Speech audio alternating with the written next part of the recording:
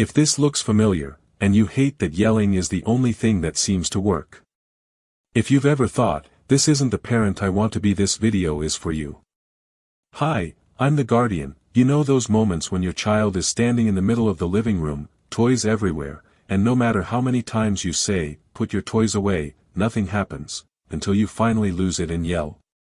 We're stepping right into that scene, a tired parent, a wide-eyed toddler clutching their chest, and a room that feels like a battlefield instead of a home. But what if that exact moment could become the moment your child finally listens, without a single shout? Before we continue, tell me in the comments, how old is your little one? Knowing their age helps us keep these tips relevant to your stage of parenting. Today, I'll show you 5 positive parenting strategies you can use right after this video. You'll see what's really happening in your child's mind when they ignore you, why yelling backfires, and the exact words that turn defiance into cooperation. Here's what most parents don't realize: when your child is standing in that living room surrounded by toys, they're not seeing what you see. You see chaos, a mess that needs fixing. But your 3-year-old? They see the red car they were just racing, the blocks that were becoming a castle, and shapes and colors that still hold their complete attention. Their brain is wired for discovery, not organization. When you call out from across the room, clean up this mess right now, they're developing brain struggles to process that big, vague instruction. What mess? Which toys? Where do they go? And wait, weren't we just playing? The command feels overwhelming, almost impossible to decode while they're still mentally in play mode. Then when you repeat the command, change your words, or say it louder, it creates even more confusion and stress. Their little heart starts racing. They freeze. And what looks like defiance to you is actually a child who's lost, overwhelmed, and desperate for clear connection. This isn't bad behavior. It's a skills gap meeting a connection need. Now let's look at what happens in that moment when you finally snap and yell. From your child's perspective, you've just transformed. Your voice, which usually means safety, suddenly sounds sharp and scary.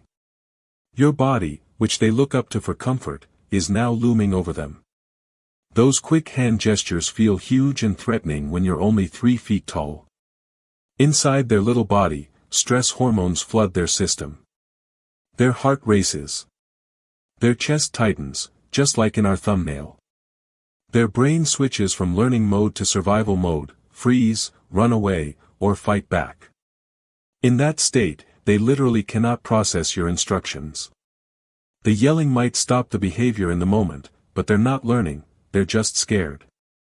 And here's the long-term cost: your child starts learning that loud voices are how people communicate when they want something. They might only listen when you yell, copy that yelling style with siblings or friends, or slowly begin to withdraw, building walls between you. So if yelling isn't really working, and is actually hurting, what can we do instead in this exact room, with this exact child? Here's what works instead. First, get on their level.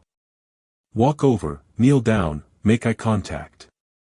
Your calm presence says, "I'm with you," before your words even start. Second, use simple, firm language with one clear action: please put the yellow blocks in the box. Not, clean up this mess, one toy, one place. Third, break it into tiny steps. After blocks, then cars. Small wins build momentum. Fourth, offer 2 positive choices: do you want to start with blocks or cars? They feel control, you get cooperation. Fifth, follow through gently. If toys stay out, they might get stepped on. No threats, just calm consistency. Bonus tools: pause and breathe before speaking, try whispering to snap their attention, turn it into a game, and praise the specific action when they listen. You don't need to be perfect, just a little more intentional in these everyday moments. What's one thing you're going to try with your child after watching this? Let me know in the comments.